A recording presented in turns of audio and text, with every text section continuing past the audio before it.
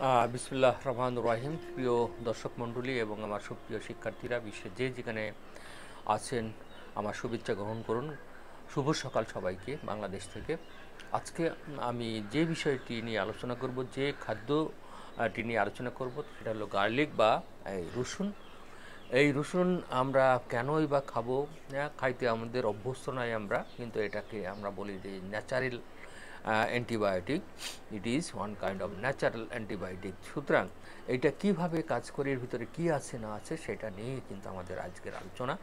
আমরা এখানে কি কি উপাদান আছে সেটা আমরা বলবো। যে এখানে অ্যালিসিন নামক একটা অ্যান্টিঅক্সিডেন্ট আছে, vitamin B1, B2, B3, B6, B9 এগুলো আছে। আমরা B2কে আমরা B1কে থায়োমিন বলি, B2কে আমরা নায়াসিন বলি, এগুলো আছে।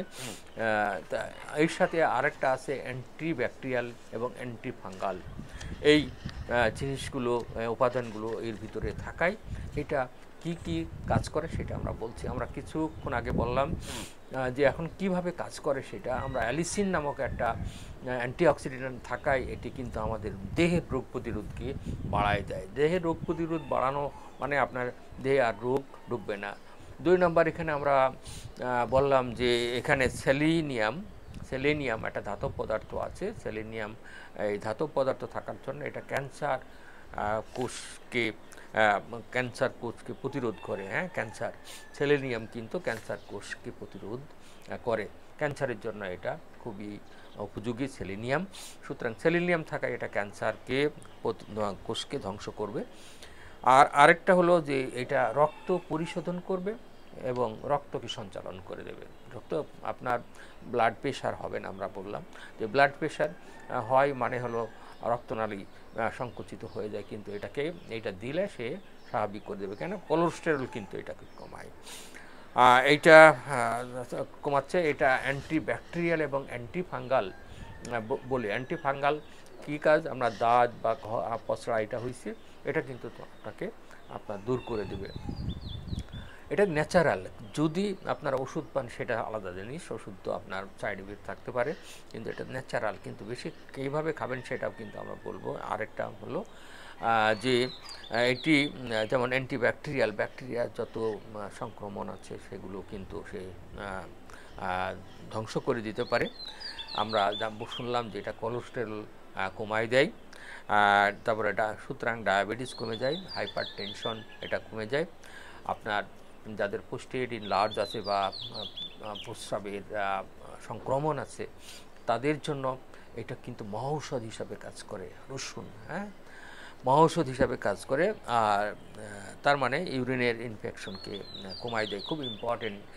আমাদের সারা বিশ্বে কিন্তু ইউরিনের জনিত রোগ কিন্তু অনেক বেশি। সুতরাং আমরা এখানে এটা যদি গ্রহণ করি তাহলে কি হবে, কিভাবে গ্রহণ করতে সেটা আমরা পরে বলছি। আরেকটা হলো যে পুরুষের যে এগুলো হলো, আগেরগুলো হলো সাধারণ মানুষের জন্য বললাম। পুরুষের আমাদের যে হয়, পুরুষের শুক্রাণু আছে, সেই শুক্রাণু কিন্তু কে বাড়ায় দেয়। এটা কিভাবে বাড়ায় দেয়? টেস্টোস্টেরন নামক যে হরমোন, সেই হরমোনকে বাড়ানোর ফলেই কিন্তু এইটা কাজ করতে পারে। সুতরাং কিভাবে এটা আমরা খাবো সেটা আমাদের এখন চলে আসি। প্রথমে আমরা মাইক্রো ওভেনের সাহায্যে এইটা 40 সেকেন্ড থেকে 45 সেকেন্ড উষ্ণ করে নিব। উষ্ণ গরম পানি আছে এখানে। এটা হলো যে আপনি যদি করতে না চান, এটাকে যদি অনেকে হলো গন্ধ আছে, সেই গন্ধ যদি চিবিয়ে খেতে পারেন খুবই ভালো। পরিষ্কার পানি দিয়ে আগে ধুয়ে নেবেন, পরিষ্কার পানিতে আগে ধুবেন, তারপরে গরম পানি তো মাইক্রো ওভেনে করতে দিয়েছেন। এবং এইবার হলো এইটাকে সুন্দর করে করে পরিষ্কার করে একটা পরিষ্কার পানিতে ধুয়ে তারপরে আপনি এই মধু নেবেন। এই মধু আছে, এই মধুতে 1 চামচও দরকার হয় না, হাফ চামচ। যারা ডায়াবেটিস আছে কিন্তু এইটা এইভাবে খাবেন না আপনারা। মধুতে সুগার আছে। তা এই যে আমরা করলাম, তারপরে আপনি এটাকে খেয়ে নেবেন। খেয়ে নিয়ে আমরা খেয়ে নিলাম।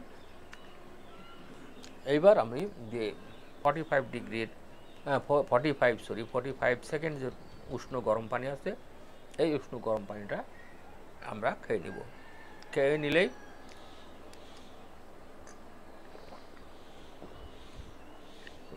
কি খাইলাম, উষ্ণ গরম পানির খাওয়ার অনেক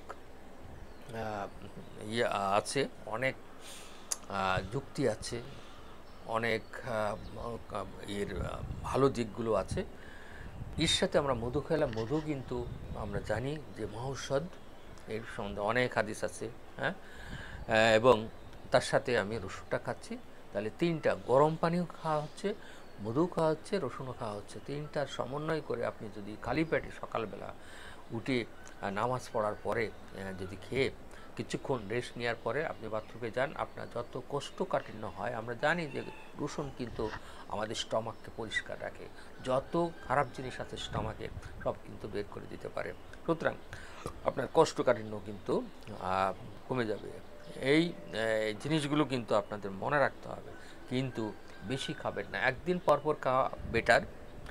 আর তাছাড়া আপনি খান একদিন পরপর, যদি না খেতে চান প্রতিদিন খাবেন, কিন্তু কম করে খাবেন, একটা খাবেন, একটা করে খাবেন। এখানে সমস্যা হলো যে এটা যেহেতু সালফারের যৌগ, রসুন কিন্তু সালফারের যৌগ, সালফার ডাইঅক্সাইড, সালফার ট্রাইঅক্সাইড হতে পারে, কিন্তু এটা কিন্তু ওটা মারাত্মক অবস্থা সৃষ্টি করতে পারে। তার মানে আপনার পায়ুপথে যে গ্যাস বার হয়, সেই গ্যাসটা কিন্তু সালফারের যৌগ অনেকটা, যদি আপনার বেশি বেশি খান সালফারের যৌগ, ওটা কেন আমরা জানি পায়ুপথে যেটা গ্যাসটা বার হয় নাইট্রোজেনের অক্সাইড এবং সালফারের অক্সাইডই, কিন্তু আমি যখন রসুন খাচ্ছি কিন্তু সালফারের অক্সাইডই কিন্তু এটা পায়ুপথে বের হয়। সুতরাং বেশি খাবেন না, আমি মনে করি একটা একটা খাবেন। আপনার ছাত্র যারা আছে, ছাত্রদের কিন্তু স্মৃতিশক্তি বাড়াচ্ছে এইটা, তা আপনারাও খাবেন। যদি এগুলো এইভাবে খান তাহলে কিন্তু আপনারা ভালো থাকবেন।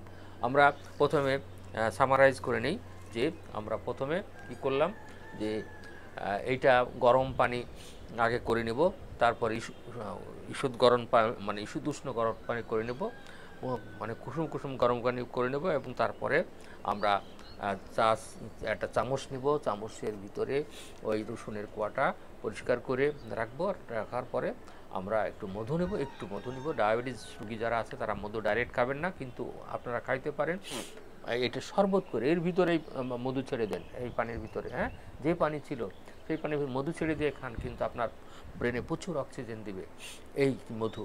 কিন্তু আপনি যারা ডায়াবেটিক রোগী, কিন্তু তারা সরাসরি মধু খাবেন না দয়া করে, হ্যাঁ, আপনার পানির সাথে মানে শরবত করে খাবেন, কিন্তু পানিটা হতে হবে মানে কুসুম কুসুম গরম, তাহলেও কিন্তু আপনার অনেক কিছু কাজ করছে এখানে।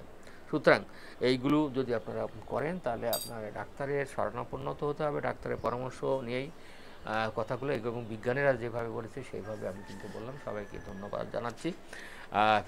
আবারও একটু সামারাইজ করছি, এটাকে অ্যালিসিন নামক অ্যান্টি অক্সিডেন্ট থাকে, এবং এখানে যে ভাইটামিনগুলো থাকে, বিভিন্ন ধরনের ভাইটামিন থাকে, B1, B2, B3, B6, B9 vitamin এগুলো থাকে, এবং এখানে অ্যান্টিব্যাকটেরিয়াল এবং অ্যান্টিফাঙ্গাল জিনিসটা থাকে। সুতরাং সেলিনিয়াম যে জিনিস, এটার মাধ্যমে কিন্তু আমাদের এটা ওষুধ সৃষ্টিকর্তা সমস্ত যেমন রোগ দিয়েছে, সমস্ত কিছুই কিন্তু পৃথিবীতে তৈরি করে দিয়েছে, কিন্তু বিজ্ঞানীরা এখনও সঠিকভাবে সব কিছু তৈরি করতে পারে না, অ্যাকুরেটভাবে কোনো কিছু তৈরি করা যায় না, এবং প্রকৃতির সমীকরণ কিন্তু নিখুঁত, কিন্তু আপনাকে যে রোগ দেওয়া হয়েছে সেই রোগের মহাঔষধ তৈরি করা আছে পৃথিবীতে, কিন্তু সৃষ্টিকর্তাই বলেছে যে আমি কোনো কিছু খেলার ছলে সৃষ্টি করে নাই, অবশ্যই কোনো না কোনো কিছু আছে, কিন্তু আমরা গবেষণা করে যাব। সৃষ্টিকর্তা আমাদের গবেষণা করার জন্য শক্তি দেন। খুদা হাফেজ।